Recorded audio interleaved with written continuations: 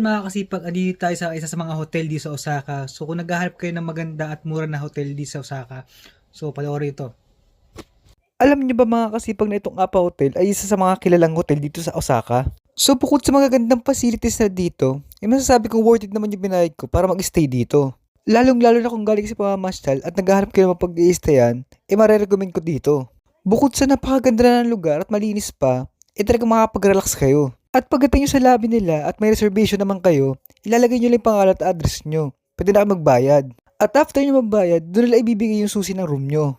At dahil napagod ako sa biyahe ko, dali-dali na ako pumunta sa room ko nung nakuha ko yung susi. So para sa presyo niyang 10,400 yen o almost 3,900 pesos, masasabi kong sulit na binayad ko. Dahil bukod sa napakaganda ng room nila at malinis pa, meron pa silang free breakfast.